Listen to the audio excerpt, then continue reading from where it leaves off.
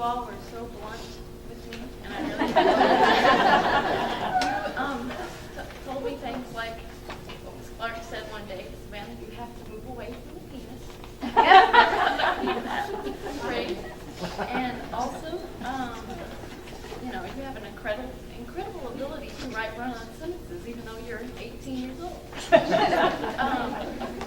So I could not have done it without you guys, and especially my parents, because I have been pretty grumpy for like the past year because of this. And so my topic is emasculation in 20th century American literature. And you will not believe how many people have said, why on earth did you choose that topic?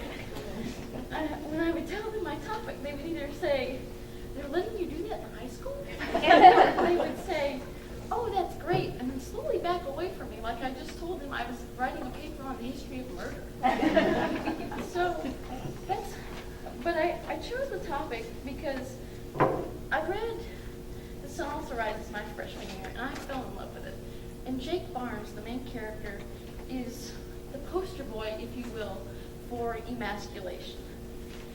And I also chose the topic because I love uncomfortable topics. And you will see as I continue to read through this paper, this topic is very uncomfortable. And so that's why I chose my topic. The process of writing this paper, well, I compared it to giving birth. I even sent out a birth announcement for it. The conception process was about 150 hours, I calculated.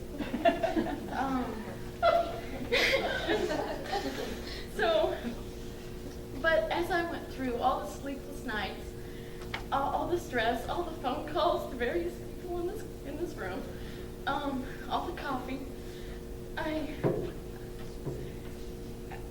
but once I printed it out, I held up my 35-page baby, and I had such joy. What it feels like to hold a baby. All the pain and all the suffering that you went through.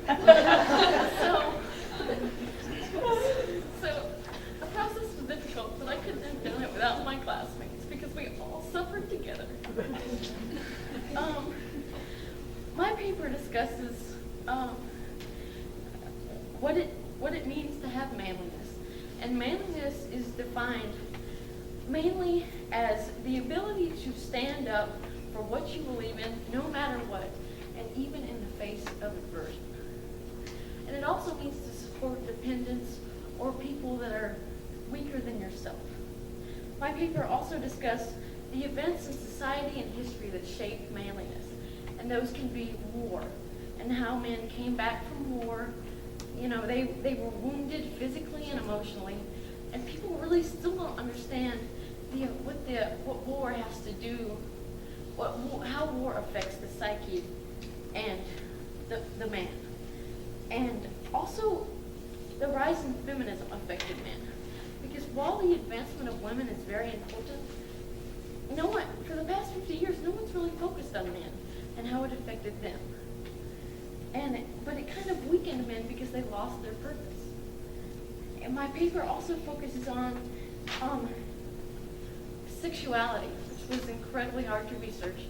I remember going to Mr. Wilson and saying, Mr. Wilson, I just need a definition. I can't find one. Because everything was so politically driven, I couldn't find just a definition of sexuality because it's such a gray area even in society today. But most of all, it discusses man's struggle to find a purpose in life. And this is where I will read a passage from my paper. So,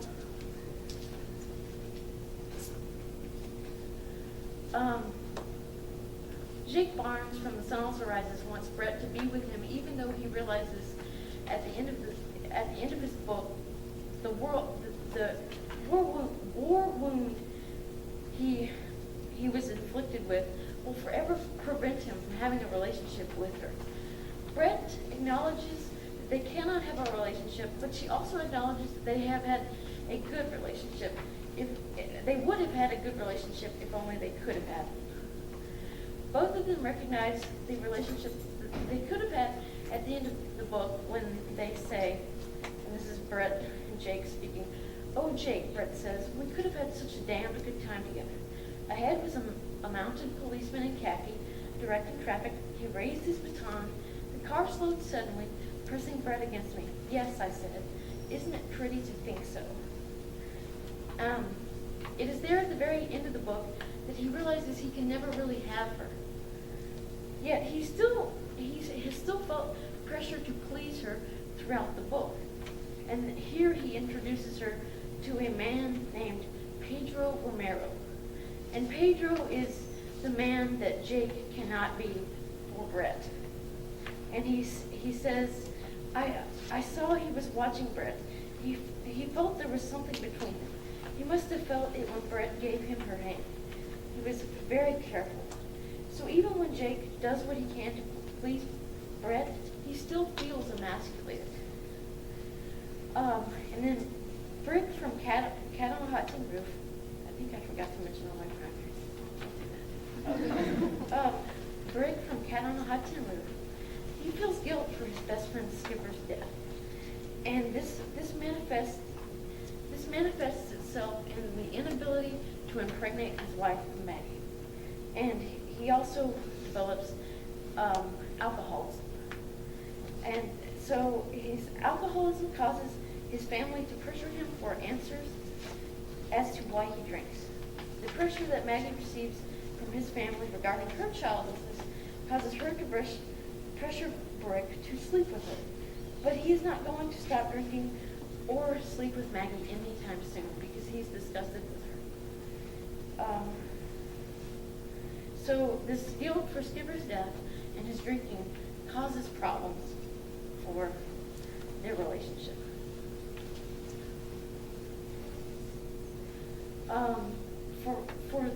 For these men, Jake Barnes and Britt Pollock, women in their lives are not necessarily the direct cause.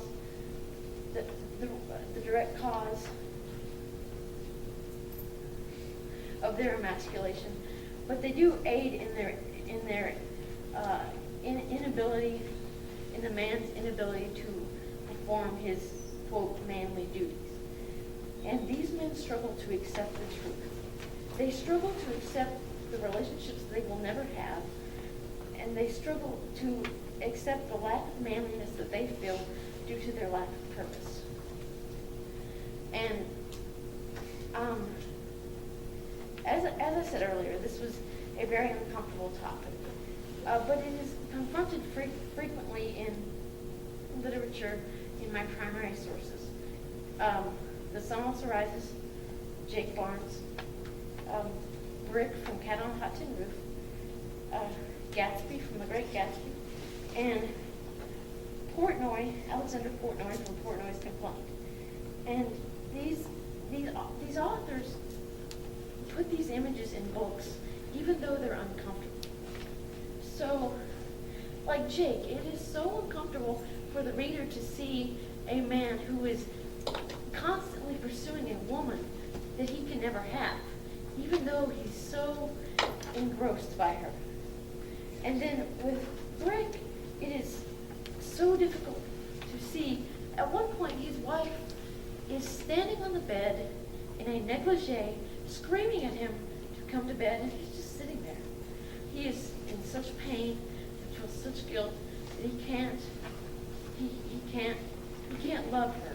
He is disgusted by her. And with Gatsby, we get this image where he is standing on the edge of his dock, looking over to Gatsby's dock, or not Gatsby, Daisy's dock, and the screen light, and he can't reach the screen light. And it's incredibly sad and uncomfortable to see that he will never reach the green light, but he constantly pursues the green light, figuratively. And last, for Portnoy, well, pretty much every image in that book is uncomfortable. And, the guy has an Oedipus complex, and there are just entire chapters devoted to his sexual needs. And so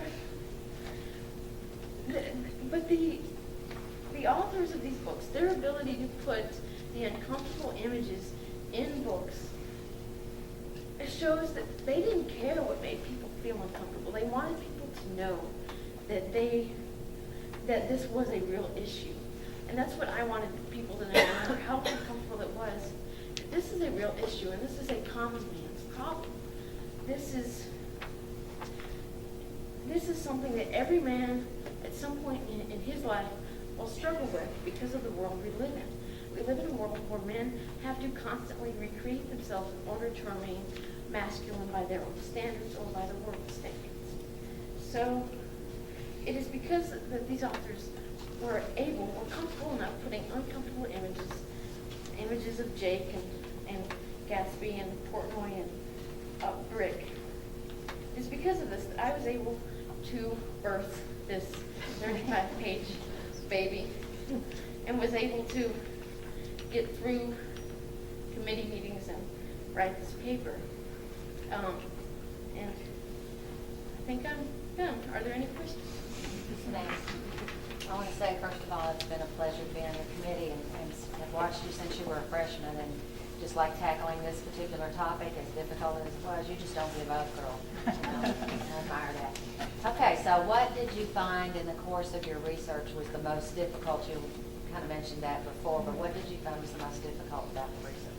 Well, again, sexuality nowadays, even today, it has become, 50 years ago it was heterosexual, homosexual, and if you're a homosexual, you were perverted. But now it's just kind of all over the place. and I remember going to Mr. Wilson, I think I said this, and saying, I just need a definition. Just give me a definition so I can start on my chapter. And so that was very difficult because anytime I tried to research sexuality, I kept coming up with all the politics that have gone on over the past 10 years. And I was like, I don't want this. This is not what my paper is on. And another thing, another aspect would be, again, feminism. Because people have focused so much on feminism the last 50 years, but they have not focused on how men have been affected by feminism. And every time I tried to Google manliness, not Google, but JSTOR or TEL or the nightmare that electronic databases are, I would get just, manliness is so bad, but it's not. Manliness requires men to be uncomfortable, and manliness is something that is dying because of feminism. And so that was hard because I knew I had to confront the fact that while feminism is great, it's not always great.